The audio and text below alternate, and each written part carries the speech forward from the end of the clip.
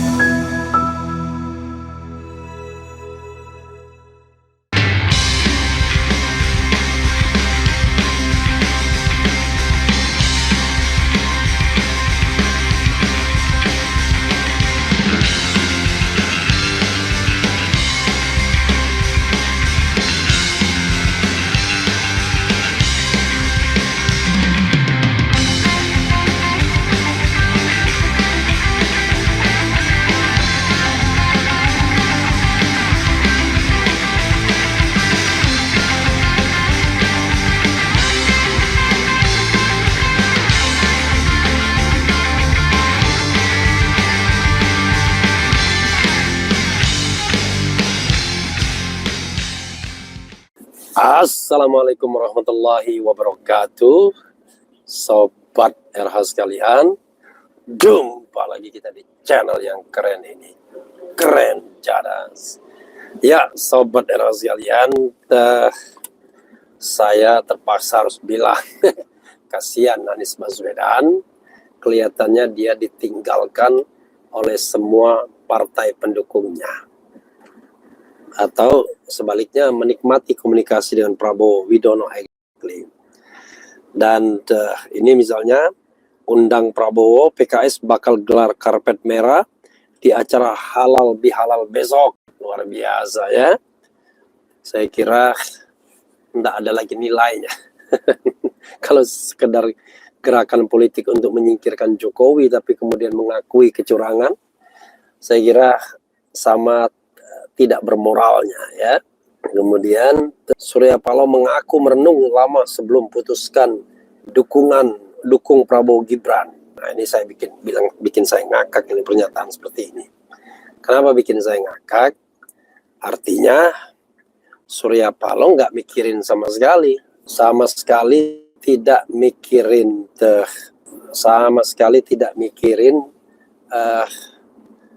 bagaimana perjuangan di MK. Karena putusan MK baru dibacakan tanggal 22 Maret ya. Jadi kalau misalnya dia mengatakan bahwa dia baru sudah lama merenung, ya tentu kita bertanya kapan merenungnya. Kalau lama kan tidak mungkin 4 hari.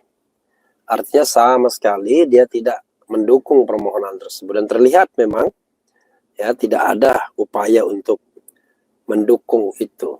Ketika sudah diumumkan, yang terjadi adalah Nasdem mengucapkan selamat kepada Prabowo Gibran. Ya inilah inilah ya, kalau saya katakan mentality politisi kita ya, apalagi peng-peng ya, apalagi P2, politisi yang juga pengusaha. Ini bukan kritik pribadi ya, bukan sentimen, tetapi saya hanya berpikir sebuah fenomena. Kritik yang sama juga kepada PKS yang mau menggelar karpet merah. Itu kan sama saja Anda mengakui kecurangan di dalam pemilu, padahal kita tahu bahwa kecurangan itu ada, bukan tidak ada. Ya. Kita bukan kalah tapi dikalahkan di Mahkamah Konstitusi. Coba saya bacakan, Jakarta, CNN Indonesia. Ketua Umum Partai Nasdem Surya Paloh mengaku merenung atau berkontemplasi cukup lama sebelum memutuskan bergabung dengan koalisi pemerintahan Prabowo Subianto, Gibran Raka Buming Raka. Ia pun menegaskan keputusan mendukung Prabowo Gibran merupakan sikap kolektif partai. Sejujurnya saya berkontemplasi untuk itu. Sebuah proses perenungan saya lakukan yang cukup lama. Kata Paloh usai bertamu ke kediaman Prabowo di Kertanegara 4, Jakarta Selasa. Ini Prabowo kurang canggih dengan Caimin. Caimin tidak perlu mengatakan berkontemplasi. Begitu dinyatakan kalah, tanggal 22, kemudian tanggal 24 itu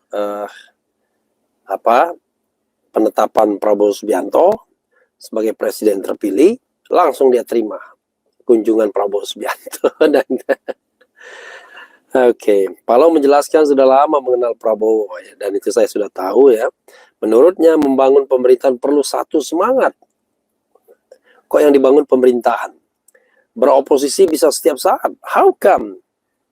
Tapi bekerja membangun pemerintahan itu dibutuhkan juga satu semangat, satu spirit, dan keikhlasan hati yang mengedepankan objektivitas, ucap dia. Luar biasa ya. Bukannya yang paling mudah itu gabung dengan pemerintahan. Kan gabung dengan pemerintahan itu soal kita diajak atau tidak diajak saja. Partai Demokrat membuktikan ketika diajak, ya jalan dia. Ya, ketika ngambek dengan Surya Paloh, jalan dia. Ya.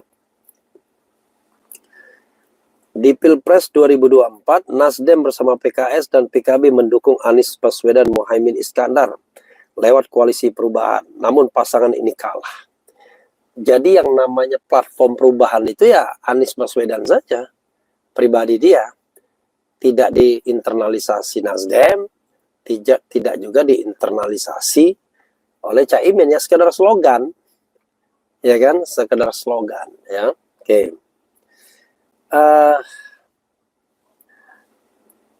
Pada Rabu 24 April, KPU telah menetapkan Prabowo Gibran sebagai presiden dan wakil presiden terpilih berdasarkan hasil Pilpres 2024 dan putusan Mahkamah Konstitusi.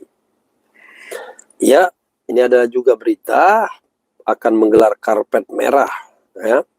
Pengamat, Anies ditinggal semua partai pengusungnya, terancam tak punya jabatan apapun. Coba kita. Kenapa harus pusing tidak punya jabatan? Ya? Apakah hidup harus punya jabatan? Itu persoalannya. Undang Prabowo, PKS bakal gelar karpet merah di acara Halal Bihalal besok. Partai Keadilan Sejahtera akan menggelar Halal Bihalal di kantor DPP PKS Jakarta Selatan pada Sabtu 27 April 2024. Sekretaris Jenderal PKS Abu Bakar Al-Habsyi mengatakan partainya mengundang semua partai politik dan pasangan calon presiden wakil presiden peserta Pilpres 2024 untuk datang ke agenda persamuhan tersebut. Abu mengatakan agenda itu akan diadakan pada pukul 08.00 WIB. Kami akan turut mengundang seluruh presiden wakil presiden dari semua calon. Kami undang seluruh partai ya, berharap ada suasana rekonsiliasi yang baik, kata Abu di Senen, Jakarta Pusat pada Kamis. Apa yang harus direkonsiliasikan? Biasa dalam kompetisi politik. Dalam kompetisi politik itu adalah kalau yang menang ya sudah memerintah, yang kalah menjadi oposisi. Itu kan yang benar. Kok tiba-tiba kita seperti berkelahi? Ya tapi kalau menangnya curang ya susah juga memang. Pasti ada luka ya. Kalau menangnya curang itu persoalannya. Kemudian Abu juga menyatakan partainya berharap Prabowo Subianto sebagai presiden terpilih bisa hadir dalam halal bihalal tersebut. Apalagi berharap. Selain itu, dia juga mengharapkan kehadiran wakil presiden terpilih pendamping Prabowo Gibran Raka Buming Raka. Kenapa Jokowi juga nggak diundang? Bahkan Abu menyampaikan bahwa PKS akan menyiapkan karpet merah untuk Prabowo. Luar biasa. Moga-moga kalau Pak Prabowo datang, kita juga akan kasih karpet merah sebagai presiden pemenang. Kita akan sambut ya, ujar Abu. Menurut Abu, halal bihalal itu juga akan menjadi kesempatan bagi partai politik terkhusus PKS untuk memutuskan langkah selanjutnya setelah Pilpres. Luar biasa. Jadi setelah halal bihalal melanjutkan. Jadi kita kumpul saja dulu di PKS besok dalam suasana yang kecil tapi mungkin romantis lah ya, ucap dia. Luar biasa ya. Saya sebagai pemilih PKS beberapa edisi terakhir menyesal juga. Itu. Kemudian Tapi kita lihat ya, persisnya seperti apa.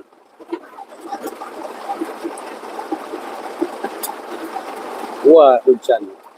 Anies ditinggal semua partai pengusungnya, terancam tak punya jabatan apapun. Pengamat politik Al-Azhar Ujang Komarudin menilai calon presiden nomor urut 1 Anies Baswedan kini ditinggal oleh semua partai pengusungnya. Sebab parpol pendukungnya kini justru memberikan sinyal bergabung dengan Prabowo Subianto, Gibran Raka Buming Raka yang telah ditetapkan sebagai presiden dan wapres terpilih.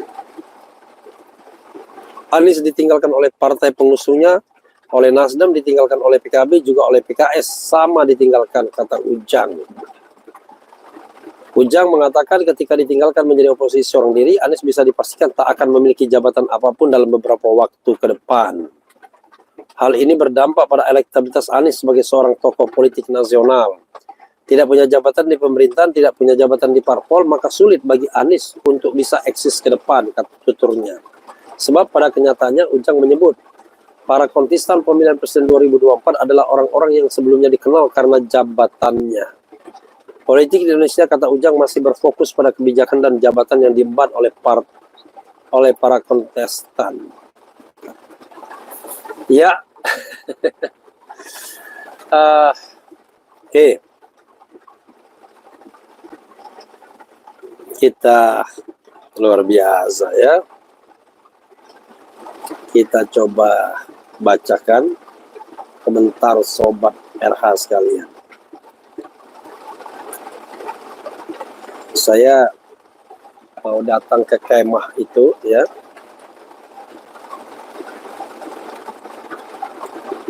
Coba kita lihat ya.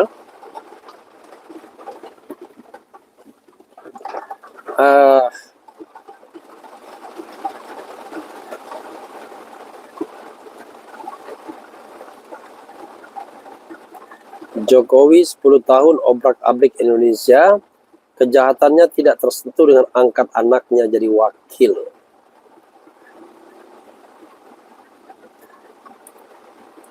Gimana kalau Pak Anies bikin partai sendiri? Ya, ya dan tidak. Ya, tidak mudah membangun partai.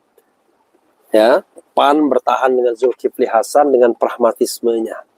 Padahal PAN adalah partai pionir reformasi, tapi sekarang sudah goodbye ya. Partai yang paling pragmatis malah. Kemudian saatnya generasi ke depan jangan apatis terhadap politik. Kebijakan politik yang keliru deritanya merata. Biar curang asal menang. Election no more. Mahkamah Kerajaan. Kemudian Pak Anies tetap yang terbaik, tak tergantikan. Semoga para pejuang kejujuran senantiasa dilindungi dan diridhoi Allah Subhanahu wa taala. Surya Paloh pengkhianat buat malu orang Aceh. Semangat Pak RH, Anies yang terbaik. Jadi kalau Anda bilang Anies yang terbaik dan lain sebagainya, saya sih biasa saja ya. Kenapa begitu? Karena saya tidak melihatnya luar biasa. Biasa saja, karena dia juga manusia. Tetapi dia akan berharga kalau dia punya value. Jadi man of value. Ya.